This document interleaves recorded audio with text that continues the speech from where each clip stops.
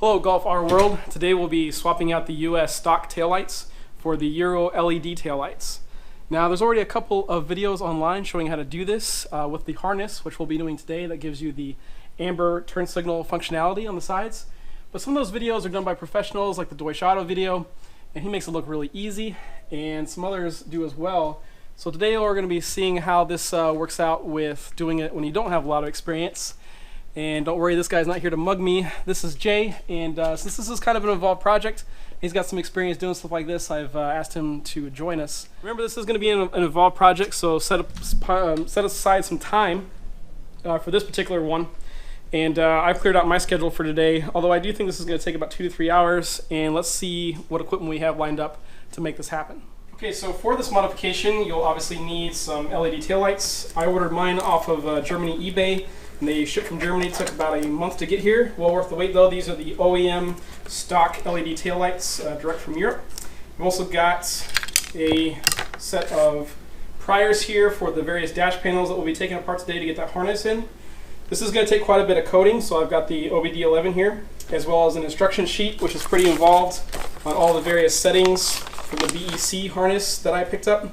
Of all the settings that we're going to change to make those amber turn signals and brake lights operate the way they're supposed to.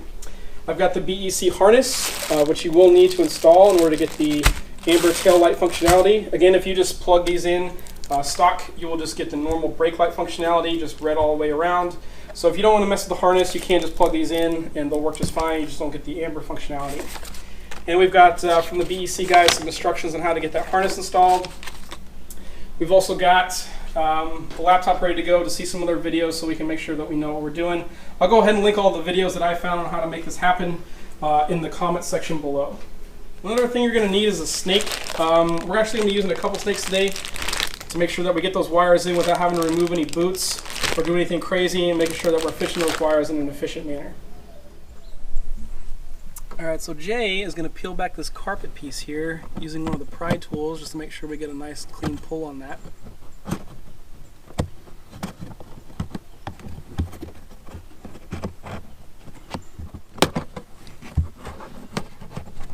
Okay, when we look back in there, we can see the actual bolt piece that is holding that rear taillight in very clearly right there. And we're just going to unscrew that and basically pull that out.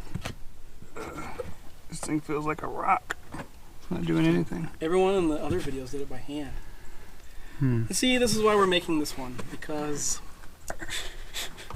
everyone in every other video has done this by hand. And oh, okay. Counterclockwise. It just takes lots of muscles. Not as easily as everyone else makes it seem.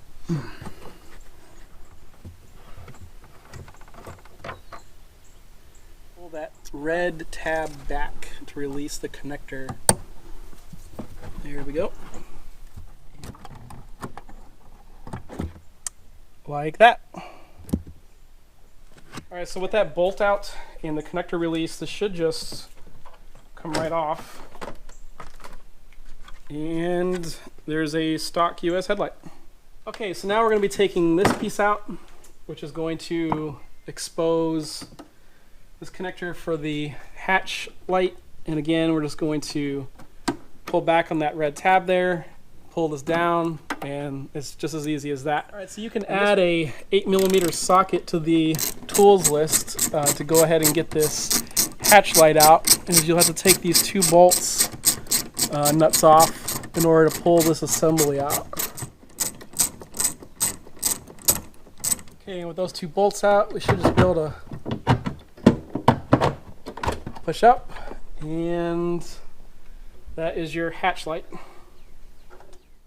So I forgot to mention this on the table earlier, but one of these security bit sets for these two, if you don't have them, this was 15 bucks on Amazon, and we'll set you up just fine. So single bit, this is a T25, fits in there perfectly, and that's the bit that you'll actually need to take out those two screws, T25.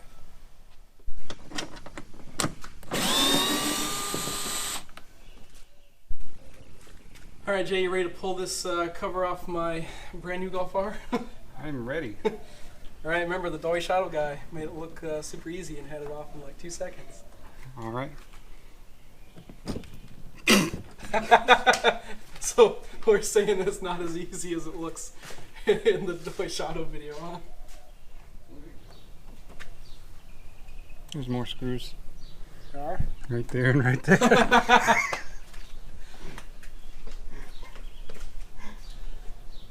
Okay, so on further inspection, it turns out that there's actually 4 screws. So learn from our mistake of 1, 2, which we've taken that one out already, 3, 4.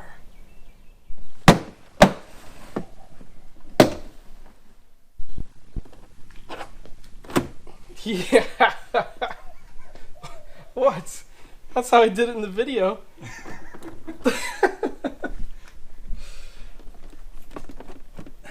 It's so easy. You just yank on it and it just magically comes right off. Okay, so I don't know if this is perfect, but like I said at the beginning of the video, unlike the other videos, we're not experts. So I'm going to take this prying tool, I'm going to wrap it in some microfiber cloth. I'm going to stick it under here and attempt to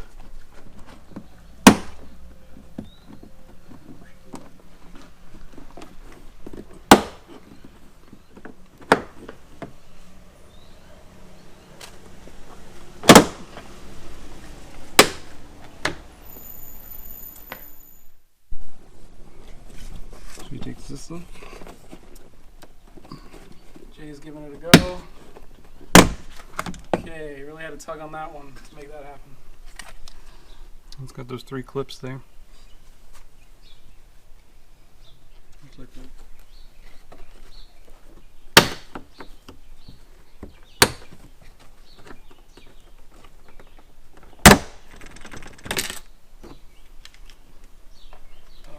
This is why you invite or elicit some help, because I tried for quite a while to get those off and had no luck, but Jay was able to get that off without any problem.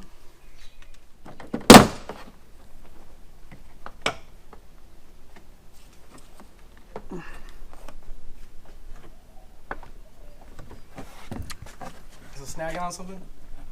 Yeah, it's just the way it's made. Just want to watch your tint. You have window tint. So looking at the back of this, let's make sure we got all our clips in here still.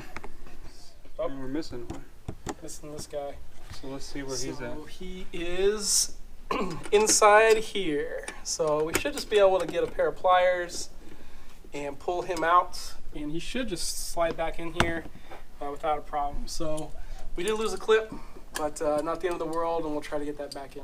So I ended up taking a needle nose and just kind of latching it on like this and pulling that out of the car. And now I'm just going to take it and slot it right back in here like nothing ever happened. Before we get started with the harness, keep in mind that there is a channel piece on the original stock connector here that you are going to have to cut back. Otherwise it will not go inside of the harness connector. So what I did is I took a razor blade, a very sharp one, and just kind of cut a seam along here and was able to get it out relatively easier. Just take your time and be really careful not to cut yourself. Okay, so I've done a mock-up of the BEC harness here to show you guys how this is going to be wired up. And I went with the BEC harness because my research indicated that this is the closest to row functionality that you can get. And since I'm trying to get this to a completely stock Euro theme going on with this vehicle, that's why I decided to go with the BEC harness. So essentially, these are going to plug into the existing connectors on the vehicle. And what we're going to do here is use this other side of the dongle to plug into the taillight. So it's kind of like an add-on, so to speak. Now, this extra wire, we're going to route that down through this boot here and come across here. And that's actually going to go inside of the other harness, and it's going to lock in position. Now, you're not going to mess with this side of the harness, which is going to be for the taillight piece. You're actually going to be slotting this into slot 3 of the actual piece of the harness that's going to go into the taillight. Now, from this end, we're going to be taking this side, obviously, plugging into the taillight there, and then routing this one up from the outer through that boot, snaking it up here. And again, you're not going to be messing with the side that's plugged into the actual harness. You're going to be plugging this into the number 1 side here on the piece that actually goes into the tail light. So we are going to be snaking stuff in from this boot, and you can see here that we can't see the bottom of that boot because this trim piece is here. So we are going to have to grab on hold of this and pull to ensure that we can get access to the bottom of that boot.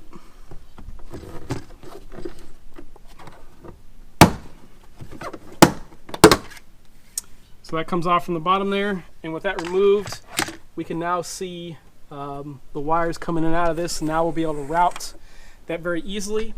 And you can see here that there's a gap on the liner here, which is going to allow us to easily route that cable. And we'll pull this back a little bit here in a second and route that down to get it into this harness here. Okay, so I've connected the inner harness piece here, and I'm going to be taking this blue wire, kind of tracking it down here. I'm going to snake it through this boot, bringing that around through this side panel here and down into this plug here.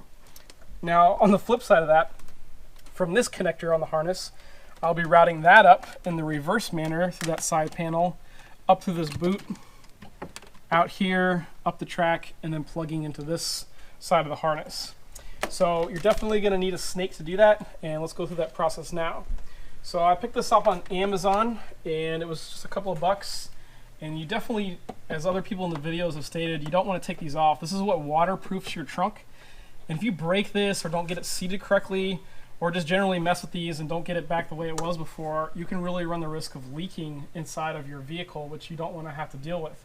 So my advice is just get one of these nice flexible snakes and just track it right through here.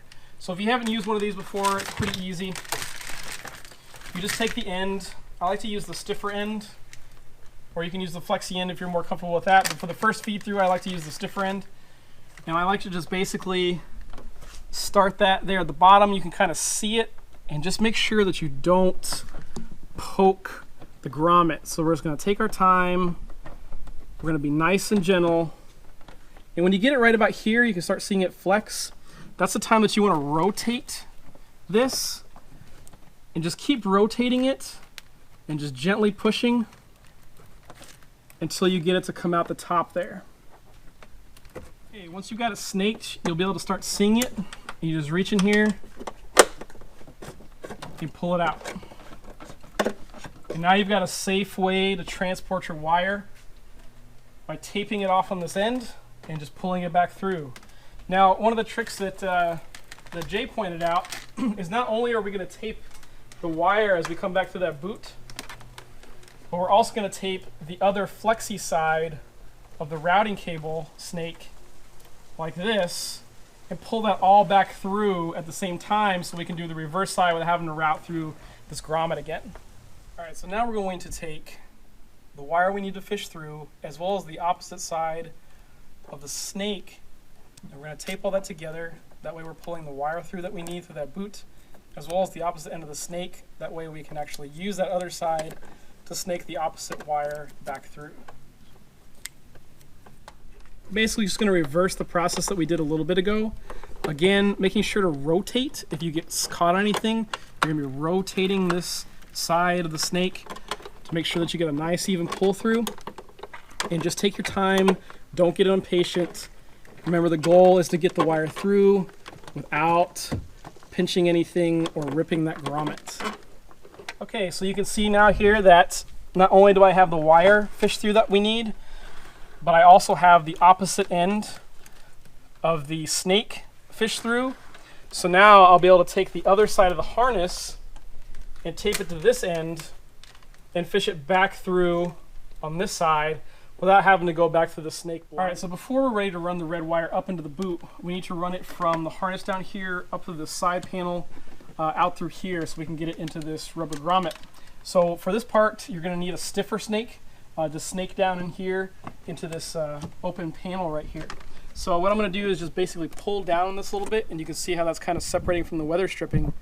And this snake has kind of a natural curve to it, and I'm going to utilize that snake's natural curve to basically just push this snake down in here until I can start seeing it emerge from the piece below.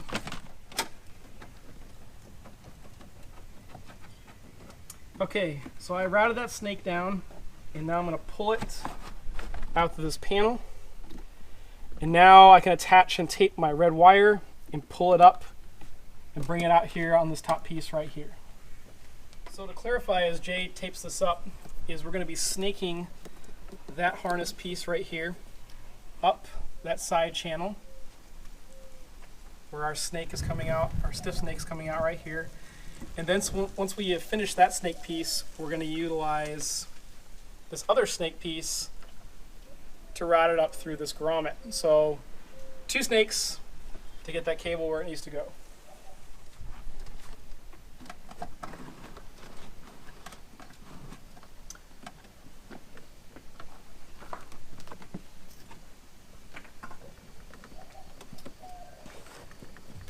All right, that comes out nice and easy. And now we just got to remove the tape off this one and tape it onto this one.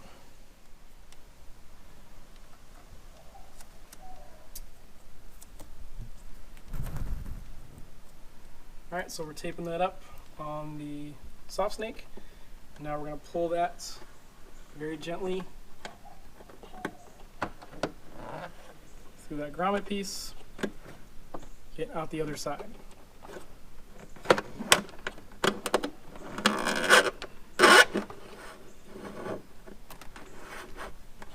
And it's pretty much that simple. All right, so with our red wire already snaked up, it is now time to take our blue wire, which we had previously gotten down through the grommet, is now going to have to be snaked through this channel and down into this opening here. So in order to make that happen, I'll have to take my stiff snake again and route that up through this channel here and get it to come out the top. So I think you'll have better luck getting the snake coming in from the hole in the taillight instead of coming in from that inner. It's fine, you can snake it down into here and just pull it into this side piece on the inside of the trunk, no big deal.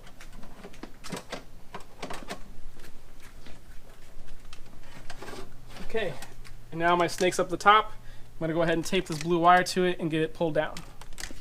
All right, so we've kind of tied this blue wire to the top of this, and now I'm just going to feed it down through this channel here.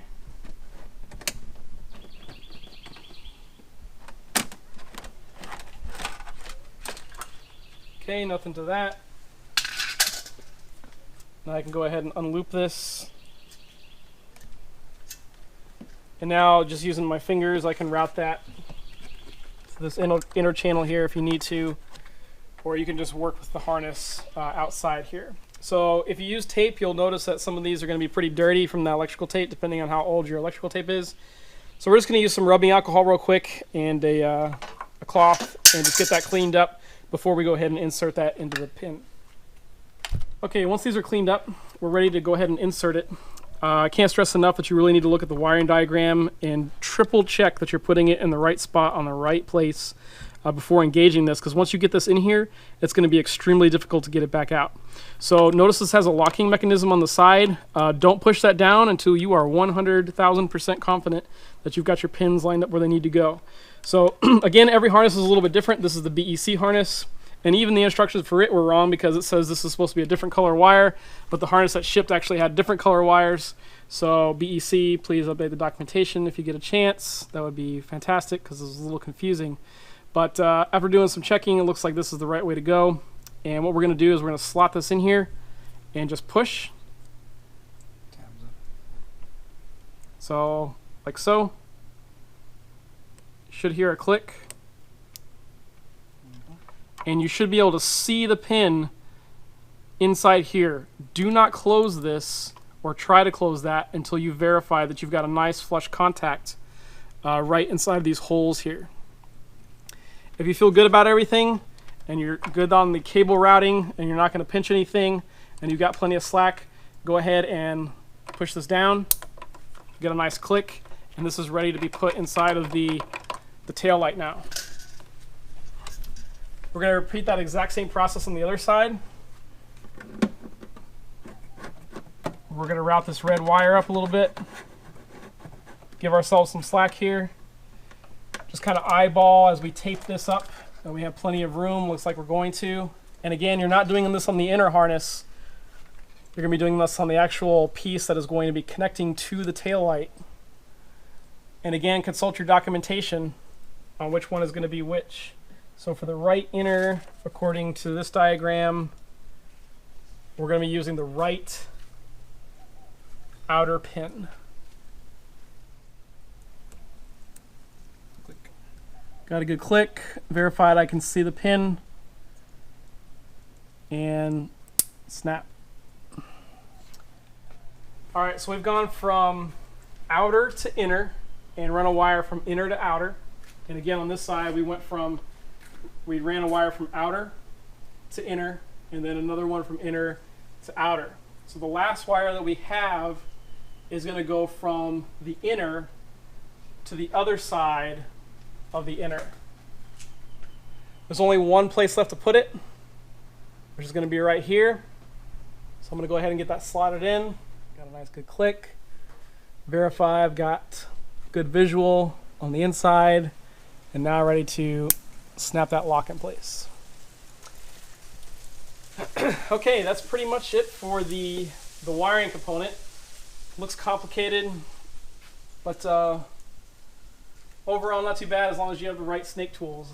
A stiff snake for the side piece here, a soft snake for these inner grommets, and then it's just being patient and making sure that you route everything in the right direction, and then trying to figure out these convoluted wiring diagrams to make sure that you got things going in the right places. So whichever harness that you end up going with, make sure that you really dive into the instructions and triple check before you finalize everything. Okay, so we're going to go ahead and slot in these new LED taillights and just look at that comparison between the stock US and those European LED lights.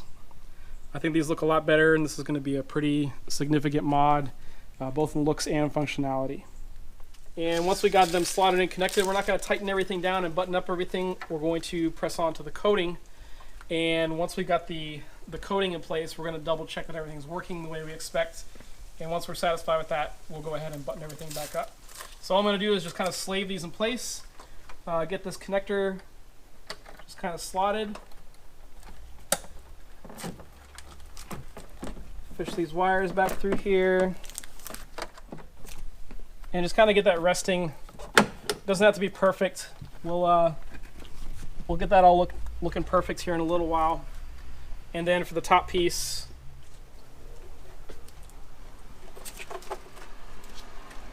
also get that slaved in. There. That's gonna go like that. Okay. All right, so we got that one slaved in, and we'll go ahead and get that just connected.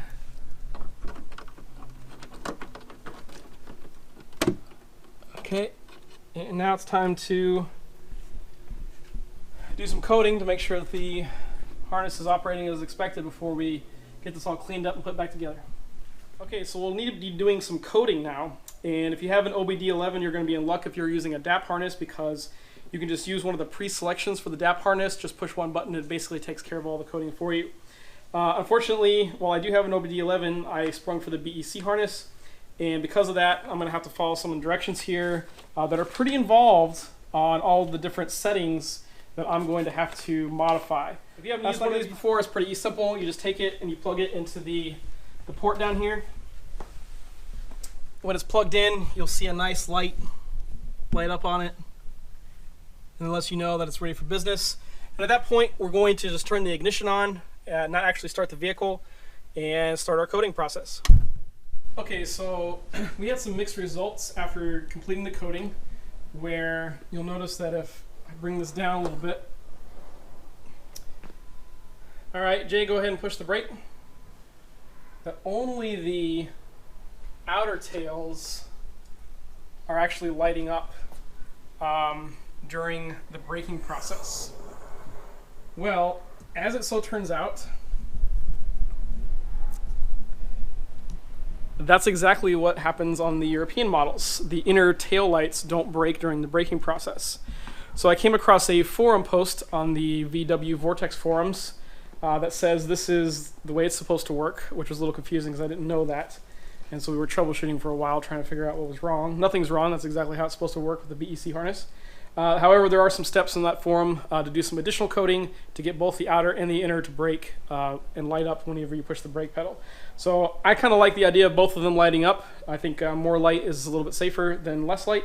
So I'm going to be following this forum post and adding those additional steps in the coating process to get both the outer and the inner to light up. Okay, so we've cleaned up the cables now that we've verified everything worked. And I don't know if zip ties are the best solution. That's what we used. We just made sure that they didn't get anywhere they were going to rub on anything. So I think it'll be fine. And we just made sure that we followed the original cable path as much as possible and routed that all to where it needed to go. Here you can see I haven't cut the zip ties off yet, but that's the way we cleaned up the cabling.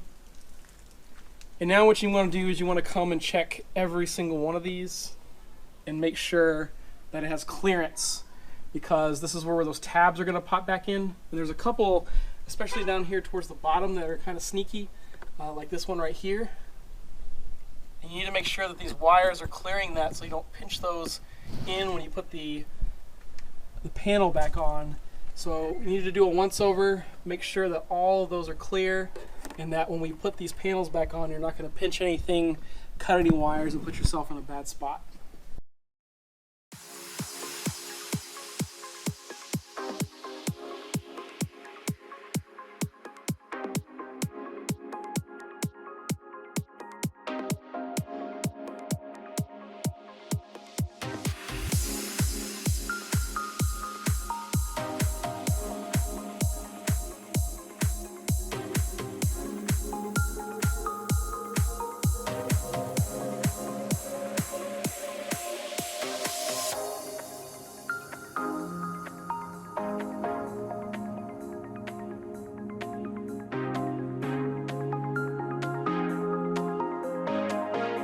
Okay, so we got her all buttoned back up, and she looks absolutely fantastic. I couldn't be happier. This really elevates the look of the vehicle quite a bit. The video likely is not doing it justice, so go ahead and look up some pictures online and see what this will look like on your vehicle. I couldn't be happier. Turned out great. Took us about 7 hours, and we were obviously shooting video during that time, which obviously slows down the process quite a bit. But we also had 2 guys, so I still think that if you're doing this by yourself, that you should probably bank on about a day to make this mod happen. What did you think the hardest part was? Definitely getting the paneling off and getting it back on properly. Definitely there's some tight fits in there and you got to get everything just right, so I would have to say that was it. For me, the hardest part was figuring out the wiring diagram. It honestly wasn't very good, and it took us a long time to improvise and kind of figure out what needed to be plugged into which plug. But once we got that figured out, a relatively smooth process. All right, so let's go ahead and check out some before and after shots.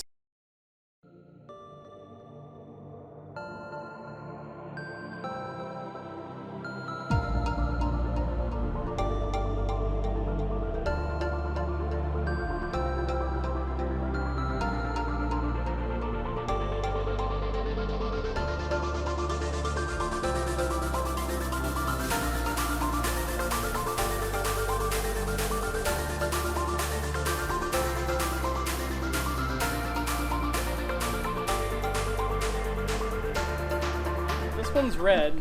What color is this one? Right here? Yeah. That's also red? Which one do you like better? You heard it here. If this video helped you out, go ahead and hit that like button and subscribe for more golf ball videos.